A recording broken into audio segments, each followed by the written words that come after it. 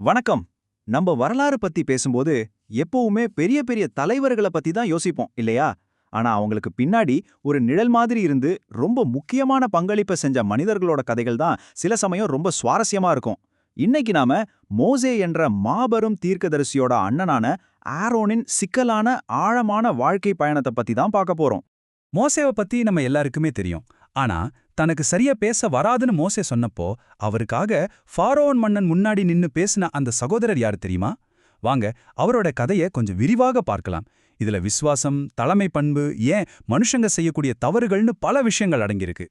சரி, ஆரோனை பத்தி நாம முதல்ல தெரிஞ்சுக்க வேண்டிய விஷயம் என்னன்னா, அவர் ஒரு பெரிய தலைமை குரு ஆகிறதுக்கு ரொம்ப காலத்துக்கு முன்னாடியே அவர் மோசேயோட குரலா இருந்தார். இதுதான் அவரோட முதல் மற்றும் ரொம்ப ரொம்ப முக்கியமான ஒரு பங்கு. அதாவது இந்த பெரிய வேலைய மோசே மட்டும் தனியா செய்யல. கடவுளோட கட்டளைப்படி மோசேவோ ஆரோனோ ஒன்னு சேர்ந்து தான் இஸ்ரேல் மக்களை எகிப்துல இருந்து வழிநடத்தி கூட்டிட்டு வந்தாங்க. ஆரம்பத்துல இருந்தே ஆரோனோட பங்கு எவ்வளவு முக்கியமா இருந்திருக்குன்னு இது நமக்கு காட்டுது. இப்போ ஆரோனோட வாழ்க்கையில அடுத்த கட்டத்துக்கு போலாம். ஒரு சகோதரனோட குரலா இருந்தவர் இப்போ ஒரு முழு தேசத்தோட ஆன்மீக தலைவரா மாறப் போறார். ஆமாங்க, அவர்தான் இஸ்ரேலோட முதல் தலைமை குருவா நியமிக்கப்பட்டார். அப்போ தலைமை குருன்னா என்ன? அது சும்மா ஒரு பட்டம் கிடையாதுங்க. யோசிச்சு பாருங்க, கடவுளுக்கும் மக்களுக்கும் நடுவுல ஒரு பாலமா செயல்படுற ஒருத்தர். மக்களோட பாவங்களை கடவுள்கிட்ட கொண்டு போறதும், கடவுளோட ஆசீர்வாதங்களை மக்களுக்கு கொண்டு வரதும் அவரோட முக்கியமான வேலை. இந்த நியமனம் சும்மா சாதாரணமா நடக்கல. அப்பாப்பா, அதுக்காக ஒரு வாரம் நீண்ட ஒரு பெரிய புனிதமான விழா நடந்துச்சு. அந்த 7 நாளும் ஒவ்வொரு நாளும் பலிபீடத்தை தூய்மைப்படுத்த பலிகள் செலுத்தப்பட்டது. இந்த நீண்ட சடங்கோட இறுதியில தான் ஆரோனும் அவரோட மகன்களும் அந்த பரிசுத்தமான வேலைக்கு முழுசா தயாரானாங்க. தலைமை குருவா அவரோட வேலைகள் என்னன்னு தெரியுமா? அவர் மக்களோட பாவங்களுக்காக பலி செலுத்தணும், கடவுளுக்கு முன்னாடி தூபம் காட்டணும், அவங்களுக்கு கடவுளோட சட்டங்களை கத்துக் கொடுக்கணும். அப்புறம் ரொம்ப முக்கியமா தன்னோட கைகளை உயர்த்தி மக்களுக்கு கடவுளோட பெயர்ல ஆசீர்வாதம் கொடுக்கணும். இவ்ளோ பெரிய உயரத்துக்கு போன ஒருத்தரோட வாழ்க்கையில ஒரு பெரிய சரிவும் வரும் இல்லையா? ஆரோனுக்கும் அது நடந்தது. அதுதான் அந்த பொன் கன்றுக்குட்டிய செஞ்ச பாவம். இது அவரோட கதையில ஒரு பெரிய திருப்பு முனைனே சொல்லலாம். அந்த சூழலை கொஞ்சம் யோசிச்சு பாருங்க. மோசே கடவுள்கிட்ட பேச மலைக்கு போயிருக்கார். ஆனா அவர் திரும்பி வர ரொம்ப நாள் ஆகுது. கீழே காத்திருந்த ஜனங்களுக்கு பொறுமை போயிடுச்சு, பயம் வந்துருச்சு. அவங்க ஆரோன் கிட்ட போய் எங்களுக்கு ஒரு சாமியை செஞ்சு கொடுங்கன்னு கேக்குறாங்க. இது எவ்வளோ பெரிய அழுத்தமான ஒரு தருணம். துரதிர்ஷ்டவசமா ஆரோன் அந்த அழுத்தத்துக்கு பணிஞ்சிட்டார். அவர் மக்கள்கிட்ட இருந்த தங்கம் எல்லாத்தையும் வாங்கி அதை உருக்கி ஒரு கன்றுக்குட்டி சிலையை செஞ்சிட்டாரு.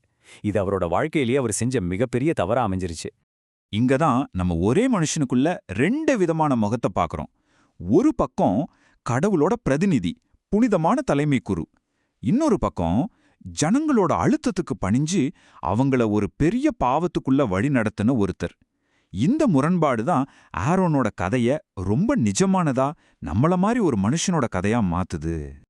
ஆனா பாருங்க, அவ்வளோ பெரிய தப்பு செஞ்ச பிறகும் ஆரோனோட கடமைகள் முடியல. சொல்லப்போனா இன்னும் பாரமாயிடுச்சு. இப்போ அவர் தன்னோட பாவத்துக்கு மட்டும் இல்ல, அந்த தேசம் முழுதும் செஞ்ச பாவத்துக்கும் பரிகாரம் தேட வேண்டிய நிலைமைக்கு தள்ளப்பட்டார். வருஷத்துக்கு ஒரு முறை நடக்கிற பாவ நிவாரண நாள்ல செய்யப்படுற போக்கு ஆட்டுக்கிடா சடங்கு அவரோட பொறுப்பை எவ்வளோ ஆழமானதுன்னு காட்டுது. ஆரோன் உயிரோட இருக்கிற ஒரு ஆட்டு மேல தன்னோட 2 கையும் வச்சு இஸ்ரேல் ஜனங்களோட எல்லா பாவங்களையும் அறிக்கை பண்ணுவார். அப்புறம் அந்த ஆடு அந்த பாவங்களை எல்லாம் சுமந்துக்கிட்டு காட்டுக்குள்ள அனுப்பப்படும். இது எவ்வளோ சக்தி வாய்ந்த ஒரு உருவகம் பாருங்க. சரி, இப்போ ஆரோனோட வாழ்க்கையோட கடைசி கட்டத்துக்கு வந்திருக்கோம். அவரோட மரணங்கிறத வெறும் ஒரு முடிவில்ல, அது ஒரு பாரம்பரியம். எப்படி அடுத்த தலைமுறைக்கு கடத்தப்படுதுங்கிறத காட்டுற ஒரு முக்கியமான நிகழ்வு. ஒரு நாள் கடவுள் மோசே கிட்ட சொல்றார், ஆரோனோட காலம் முடிய போகுது. அவரையும் அவரோட மகன் எலயாசரையும் கூட்டிட்டு ஓர் மலைக்கு போன்னு. இதுதான் அவரோட கடைசி பயணம். அந்த மலை உச்சியில ரொம்ப ஆழமான ஒரு விஷயம் நடக்குது. மோசே ஆரோன் போட்டிருந்த அந்த பரிசுத்தமான குருத்துவ உடைகளை கழட்டி அதை அப்படியே அவரோட மகன் இளையாசருக்கு போட்டு விடுறார். இது ஒருத்தரோட முடிவில்ல, ஒரு பதவியோட தொடர்ச்சி, ஒரு பாரம்பரியம் கைமாறுற தருணம் அது. அவர் இறக்கும்போது ஆரோனுக்கு வயசு 123. யோசிச்சு பாருங்க, எவ்ள நீண்ட, எவ்ள வேற்றத்தாழ்வுகள் நிறைஞ்ச ஆனா அர்த்தமுள்ள ஒரு வாழ்க்கை. அந்த ஒரு நம்பர் அதுக்கு சாட்சியா நிக்குது. ஆரோனோட வாழ்க்கை முடிஞ்சிருச்சு, ஆனா அவரோட மரபு அது முடியவே இல்ல. அவரோட மகன்கள் மூலமா அந்த குருத்துவ பரம்பரை பல 100 வருஷங்களுக்கு தொடர்ந்தது. ஆரோன்கிறது வெறும் ஒரு பேர் இல்ல, அது ஒரு வம்சத்தோட தொடக்கமா மாறிடுச்சு. கடைசியா ஆரோனோட கதை நம்ம மனசுல ஒரு பெரிய கேள்வியை விட்டுட்டு போகுது. ஒருத்தர் தான் வாழ்க்கையில அவ்வளோ பெரிய தப்பு செஞ்ச பிறகும் ஒரு மதிக்கப்படுற நீடித்து நிக்கிற ஒரு பாரம்பரியத்தை விட்டுட்டு போக முடியுமா? ஆரோனோட வாழ்க்கையை பார்த்தா முடியும் தான் தோணுது. இத பத்தி நீங்க என்ன நினைக்கிறீங்க?